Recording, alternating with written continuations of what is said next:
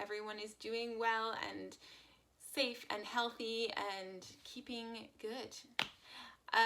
So I want to talk to you today about cooking because I love to cook and I have all sorts of utensils and things in my kitchen.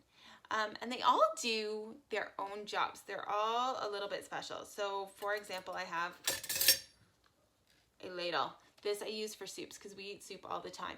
And it takes a lot of soup out at once and I can put it in a bowl.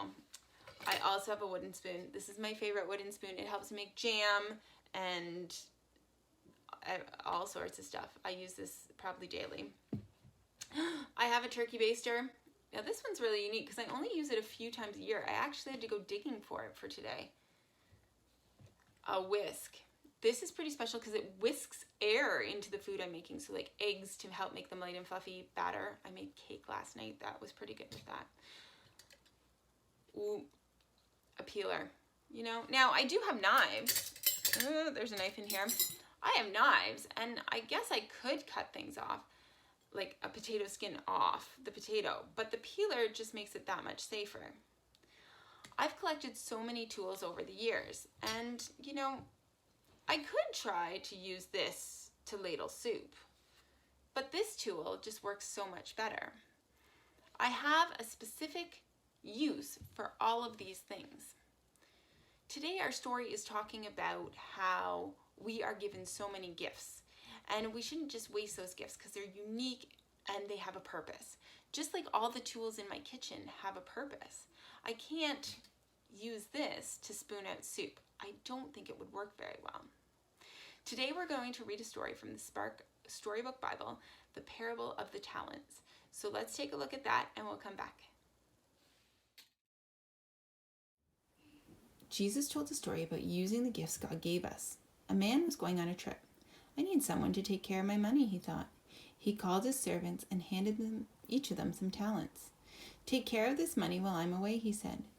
2 of the servants went to the market. They traded their talents and made more. One servant was afraid. He dug a hole and buried his talents. The man returned and 2 servants handed him more than they had been given. Good job, the man said. You shall have more. The 3rd servant brushed the dirt from his talents. I was afraid, he said. I buried my talent. Give your talents to others, the man said. You did not use what I gave you. I will not give you any more. All right, the first thing we need to remind ourselves about is what is a parable? A parable is a story that Jesus would use to illustrate a bigger point. He would teach us something by telling us a story. In this story, there were 3 men, 3 servants actually. Now, their master had to go away on a trip, so he took his money and divided it among those 3 and said, could you guys keep this safe for me? 2 of the servants went out and used that money to make even more money. One of them was a little afraid, so what he did is he actually buried the money. So when this man came back to collect his money, 2 of the servants gave him more than he had left them with, and 1 servant just gave him back exactly what he had been left with. Now the servant was a little upset because he said, you wasted the opportunity. You didn't use that money for what it was worth. God wants you to use the unique talents he has given you to make this world a better place. For example, maybe you like cooking. If you were a really good cook, but you kept everything to yourself and didn't share it with others, you'd be wasting that talent and wasting the opportunity to share God's love and the gifts he gave you with everyone else. Maybe you're an artist who loves to draw, but if you hide all your art away and don't let everyone else see the beauty in your work, you're wasting an opportunity.